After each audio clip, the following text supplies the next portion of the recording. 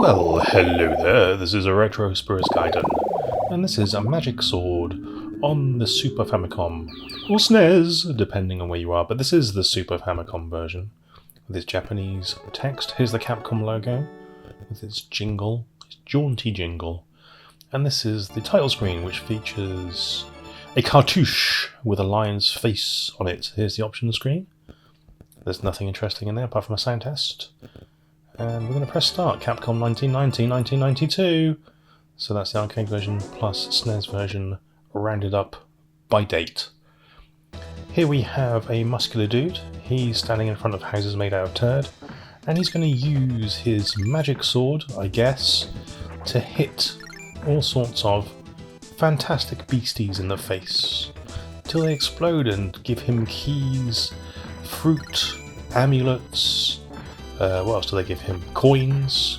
He mugs them. He mugs these fancy creatures for all the coins. What you can do is you can, once you've collected a key, is liberate a dude from a jail. Why these dudes are in jail, I don't know, but I'm assuming they're doing something illegal. I should have collected that red heart there that powers up my secondary dude. And here we have a boss, so the first level is quite short. What's this boss called? It's a mythical beast from Greek legend. It's got a snake head, a lion head, and I don't know, like an ibex? There's something weird going on there. Is it a chimera? Is that what it's called? Maybe. Anyway, you do this, it jumps over your head, you turn around and slash it in the ass, and then your secondary dude fires his axe and makes a noise that sounds like he's trying to swallow a massive sweet, like gwop, gwop. There's something making that noise, I don't know what it is. Might be my magic sword. A chest falls from the sky and releases new weaponry for you. And that's the game. It's a jumpy platform hack and slash game in which you jump over holes in the floor, avoiding lava, spikes, and such. You slash at things with your sword. Sometimes you get a projectile that comes out of the end of it. I guess that's why it's magic. And you rescue people if you want to, and you collect items that give you various skills and power-ups. There's a what's it called? Chalice that gives you invincibility. And there's a Bible that kills everything on the screen. There's the chalice. You can press up and fire, and it kind of does like a smart bomb-ish type thing. Just damages everything on the screen. Not necessarily killing everything, but damages it. And once you've cleared a level, you get to walk up some stairs. We love walking upstairs. It's one of our favourite things ever. And here we're going to kill Easter Island heads that are living in a purple cave. Collecting more keys. There's skeletons here, like jumping fools, and enemies which are blue and not animated. Unusually for a game of this ilk, it doesn't really give you lives, it gives you an energy bar which can extend. The more food you eat, the energy bar keeps going up. So if you don't get hit and just eat all the food, you can amass quite a lot of bars of energy. Here I'm up to 3. All the keys that you don't use at the end of the level get totted up for bonus points. What else is there to say about this game? It's not that hard. It seems doable. This video is actually my best, probably single credit run I've ever had. I'm not a legend at this game. I'm okay at it. But I think it's actually fairly easy. The game lacks parallax scrolling. The music for a SNES isn't the usual Capcom warbly, trumpety noise that you get in, say, Street Fighter 2, so that's always welcome to get a different sound library from Capcom. They're still not up to Konami's standards, but hey, you can't have everything. The graphics are much chunkier than the arcade machine, but they're still pleasant. And what else have we got going on? The gameplay is very repetitive, but it's satisfying. It's a great arcade, hack and slash, stroke platform romp, set in a fantasy world in which buff dudes go at it against the undead. and you can't say fairer than that. This game comes in a lovely purple box. It's got a weird illustration on the front, but the box has a lovely purple colour on it, and I say the illustration is not weird, it's just badly drawn. Here, we've got a dragon boss here. We've got a couple of dragon bosses in this game. This is the first one. Yeah, so the box is quite a nice looking box overall, although, like I say, the image on the front isn't the best. And back in the day, this reviewed pretty averagely. They kind of described it, I think, in something like Super Play as a game from Capcom's B team. A BT game.